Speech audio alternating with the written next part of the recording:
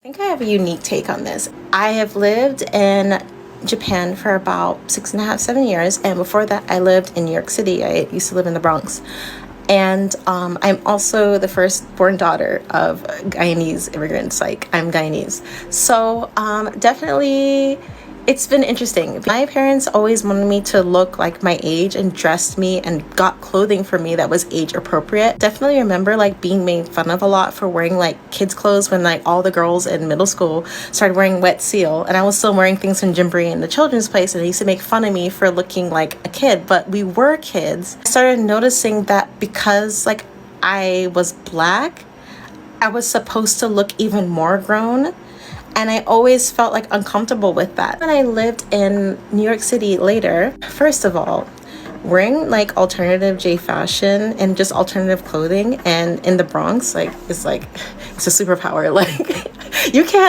can't ever make me feel bad or like make fun of me, because I had to develop a tough skin just to wear Lolita on the 2 train. But anyway, so the way I was treated then and compared to now that I live in Japan is like night and day, especially like in the Bronx, especially because like I think that sometimes the black community, especially black Americans, they see you embracing something that's like not Fashion Nova clothing or Instagram model clothing, and they think that like it's like impinging on your blackness or you don't want to be black. And I it's like such an interesting thing, because over here in Japan, I wear my clothing, I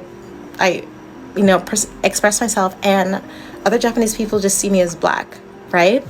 But within the black community, they think that like you either like hate being black or that they think it's childish or stuff like that. For example, I used to work for the Sanrio store back before we closed down, and we were encouraged to dress up, and I used to wear like J fashion like clothing and incorporate like merchandise from the store and all that type of stuff. Other black people would sometimes come to the store and they would kind of like be like like make fun of me and stuff like that, but then they would sometimes make a comment, like especially like maybe one girl by herself, like, oh, I want to get this stuff, but it's like cute for me, or I couldn't do this stuff. And I used to try to talk to them and be like, why not? Like, I like it. I think it looks cute. Don't you think it looks cute? And a lot of times they would admit like one-on-one, like, oh, it is cute, but they're too afraid of what other people would say. And I wonder if that like it's like a community-wide issue or problem. And I'm asking rhetorical questions. Like,